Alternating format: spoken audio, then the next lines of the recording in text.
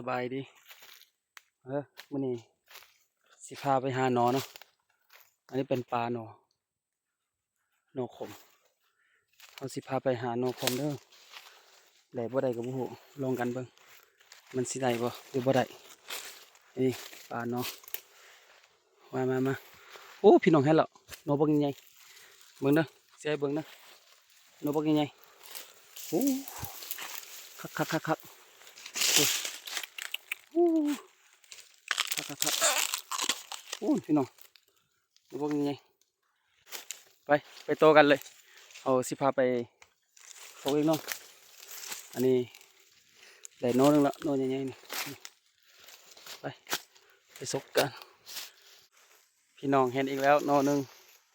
โน่ใหญ่ๆเลยบนอื่นนี่มัน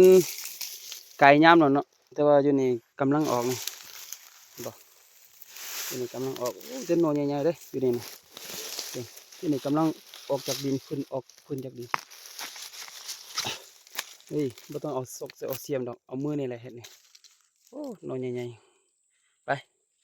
ซกกันอีกพี่น้องเห็นอีกแล้วโน่ใหญ่ๆนี่กำลังผ่อนออกจากหน้าดินงามๆเลยคุณนี่งามๆเลยโย่งามเลยพี่น้องเอ้ยเห็นอีกหนอละเห็นปะนี่ซีมันไปนี่ดูนะเจ๊สุดอ่ะทางนี้ทางนั้นนี่ไปเอากันสองหนอพุ่นน่ะหนอนึงกำลังออกจากดินหนอนึงนี่คนจากดินแหละนี่น้องคนหนอใหญ่ๆงามๆนี่หนอนี่ปีนี้ออกหลายเนาะแต่ว่าแก่หมดแล้วแก่หมดเขาจะตัดแก่เราเขาจะตัดเอาหยอดมัน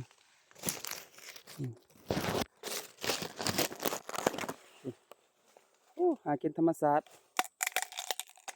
งามไม่จำเป็นเอามีดเอาผ่ามาเนาะมีแต่เอามือมาหักเอาเลย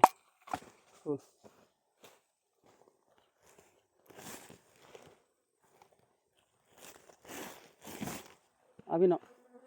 ซ้ำนี้ก่อนเขาไปซกหนอก่อนแล้วก็เขาจะมาสรุปว่าได้หลายบ่เลยได้น้อยแล้วเขาขออนุญาตไปซกหนอก่อนแล้วเขาสิมาอัปเดตให้ประมาณได้หลายบ่เลยได้น้อยแต่ว่าหนออยู่นี่เนาะมันกกอันหนอใหญ่แล้วก็เดี๋ยวนี้มันแก่หมดแล้วแต่บนอื่นนี่อาจจะบ่มีแล้วเพราะว่ามันออกไวแต่อยู่นี่มันออกสามันออกสาก็เลยแบบบนอื่นนี่หมดแล้วแต่อยู่นี่บนอื่นออกนี่อยู่นี่บ่ออกเป็นโนปานอยู่นี่นะ